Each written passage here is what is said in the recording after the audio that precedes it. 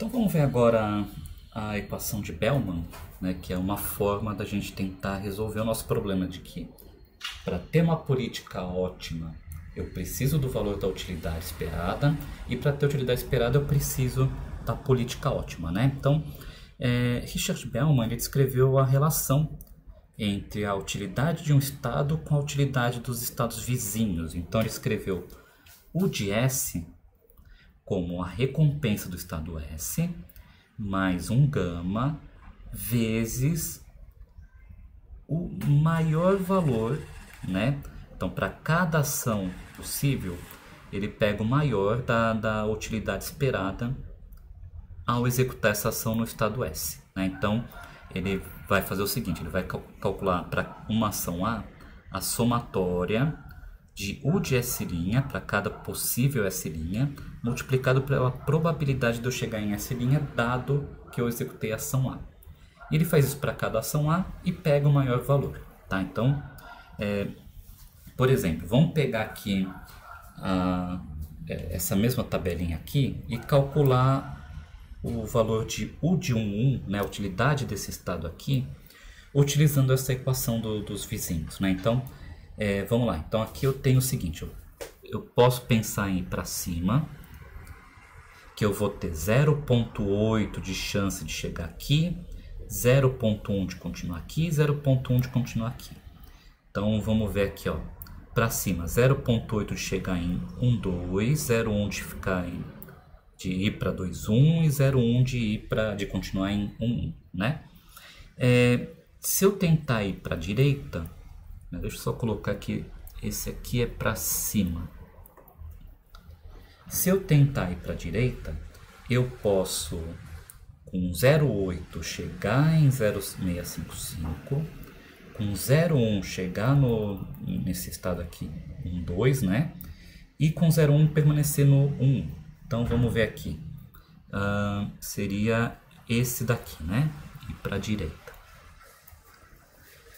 E aí eu tenho, né, a possibilidade de ir para cima e para, deixa eu ver, para cima não, desculpa, para a esquerda, que para a esquerda eu vou ter 0,8 para ficar no lugar, mais 0,1 para ficar no lugar, ou seja, 0,9 para ficar no mesmo lugar, e 0,1 para chegar nesse estado 1, 2, né?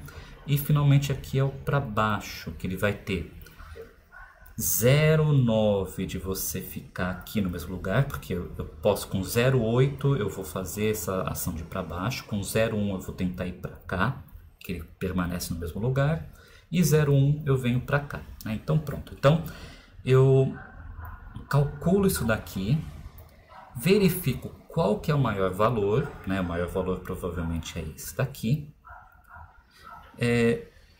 multiplico por gama, eu tenho que definir qual que é o meu gama, e somo com menos 0,04, que é a recompensa desse estado atual, né? Com isso eu tenho uma estimativa, uma nova estimativa da utilidade de U de 1, 1, né? Então, veja que cada vez que eu calcular essa equação para um estado, ele pode alterar um pouquinho o valor desse estado aqui.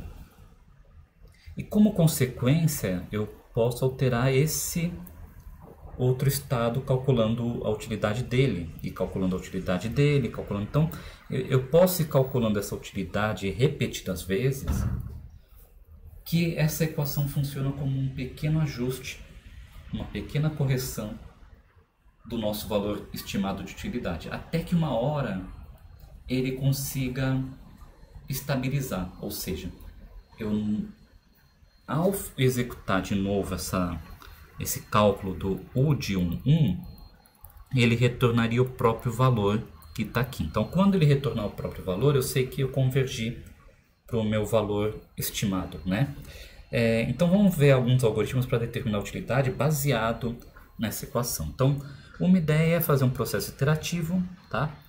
Que a cada iteração atualiza os valores de U, usando essa equação de Bellman, né? Então, eu chuto valores iniciais para U e repito a aplicação dessa equação para cada estado até que eu não observe mais alterações nos valores de U. Isso é chamado de algoritmo iteração-valor ou Value Iteration. Então, dado um MDP e dado um epsilon que vai determinar quando que eu paro de fazer esse cálculo, né? Então, o epsilon serve para você saber o seguinte, olha, se você tiver uma variação minúscula proporcional ao epsilon, eu paro, né? Porque pode ser que eu atingi também um ponto que não vou conseguir uma estabilidade numérica maior do que esse epsilon, né? Por causa das precisões do ponto flutuante, etc. Então, aqui primeiro eu calculo o delta, que vai determinar, vai ser uma variável de controle para determinar quando eu paro, né? Então eu faço com que o delta seja um epsilon vezes 1 menos gama, que é meu fator de desconto, dividido por gama mais 1. E aí eu entro nesse laço verificando se o delta é maior do que essa conta que eu fiz aqui, né? Então, enquanto o delta for maior que isso, ele continua atualizando. Quando for menor, ele está falando o seguinte, olha, agora a variação dos valores de U foi muito pequena. Então eu não tenho mais que continuar calculando isso, porque não vai dar muita diferença, não vai fazer diferença para mim. E aí eu faço o seguinte, primeiro eu faço uma cópia da minha utilidade. Então, digamos que eu tenha uma utilidade U de linha que foi inicializada aleatoriamente. Eu faço uma cópia de U de linha em U, faço com que o delta seja inicialmente 0. Para cada estado, eu vou atualizar o U de linha. Então, lembrando que eu tenho uma cópia dele aqui, né? Eu vou atualizar o U de linha para esse estado, usando a equação de Bellman, que é a recompensa desse estado S, mais o gama, vezes o maior valor da utilidade esperada partindo desse estado S, né? Então é aquela parte da equação que pega a utilidade esperada para cada uma das ações e retorna o maior valor. E eu uso a nosso backup da nossa matriz de utilidade, né? A matriz U, que tem essa cópia da U de linha.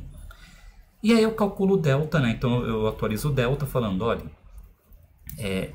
se eu vou pegar o maior valor entre delta e a diferença absoluta entre as utilidades antiga e nova, né? Então aqui eu vou falar o seguinte, olha, o delta é 0, né? Se agora essa diferença de utilidade esperada for de 0.01, o delta passa a ser 0.01. Se na próxima iteração, para o próximo S, for 0.03, então aí o delta passa para 0.03. A próxima é 0.5, então passa para 0.5. Então, no final dessas iterações, o delta vai guardar a maior diferença de utilidade observada nessa estimativa, nessa rodada. Se a maior diferença observada for menor do que esse valor aqui, que é o nosso valor de convergência, ele fala, bom, a maior diferença observada não foi muito grande, então pode parar e retorna esse U aqui, porque esse U de linha não alterou muita coisa, né? Eu poderia também retornar o U de linha, que dá no mesmo, dado que ele para quando a diferença for pequena. Então eles são basicamente iguais. Então o que acontece? Esse algoritmo ele propaga, né, os valores estimados de cada estado para os seus vizinhos até encontrar o equilíbrio. Então ele tenta encontrar o equilíbrio na equação de Bellman. Então nota que para atingir o equilíbrio, necessariamente eu tenho que ter um gama menor do que 1, tá? Então se o gama for menor que 1, ele vai convergir para uma solução. Uma outra abordagem que eu posso fazer é estimar a melhor política e determinar o valor de U a partir dessa política, que é chamado algoritmo iteração política, né? Então, o que eu faço? Gero uma política π aleatória. Avalio a aplicação dessa política e vou calcular a nossa utilidade estimada por essa política. Então, estou assumindo que a minha política π é ótima. Com essa política π eu executo lá as simulações, calculo a utilidade esperada, e aí eu uso essa utilidade estimada para atualizar a política PI. E repito, né, e vou repetindo até que converge. Então vamos ver aqui o algoritmo como é que é.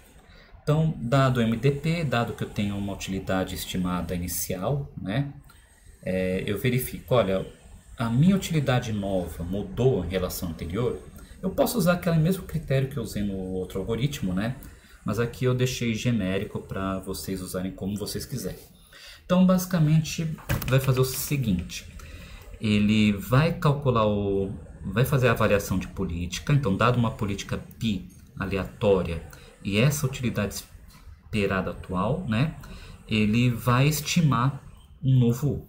Então, ele vai pegar para cada estado, executar a ação que a política está mandando executar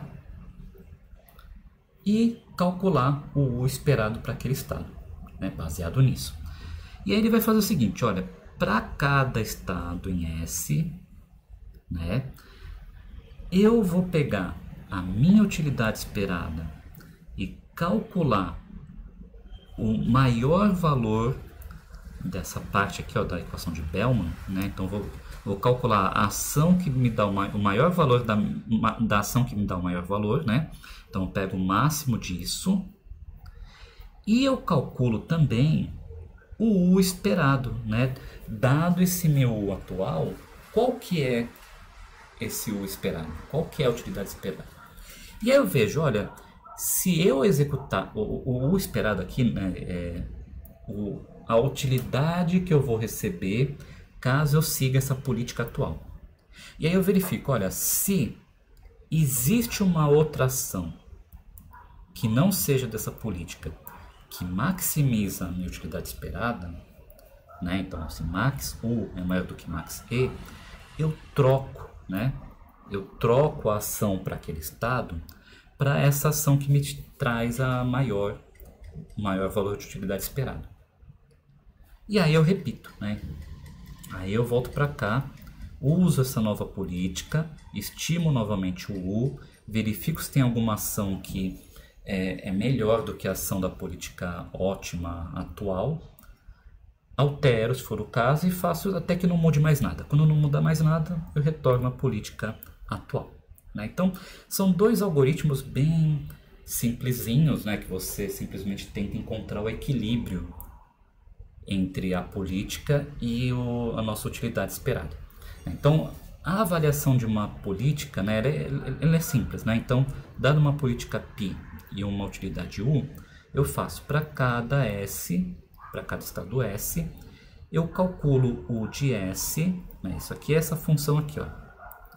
Eu calculo o de S como sendo a recompensa de S vezes gama vezes o valor esperado de U partindo de S, né? Então, é simplesmente a equação de Bellman, só que aqui eu não vou pegar aquele maior valor entre todas as escolhas de ações. Eu vou pegar simplesmente o valor de U esperado dado a ação definida pela política PI, tá? Então, concluindo essa semana, né? Então, processos de decisão de Markov são definidos como um modelo de transição e função de probabilidade do resultado das ações, né? Então, ele modela esse tipo de problema em que eu tenho ações probabilísticas, né, que podem vir de alguma aleatoriedade. E a utilidade, nesse caso, é uma sequência de estados, né, que é a soma com descontos das recompensas obtidas nessa sequência de ações executadas. E a utilidade de um estado ele é calculado como uma utilidade esperada se eu executar uma política ótima nesse estado. Então, na próxima semana a gente vai aprender sobre o algoritmo de aprendizado por reforço. Então, essa semana foi um preparativo para a gente chegar nesse algoritmo, que é um algoritmo muito, muito utilizado na área de inteligência artificial, né? E também eu vou mostrar algumas implementações desses algoritmos que eu apresentei essa semana e dos algoritmos da próxima semana.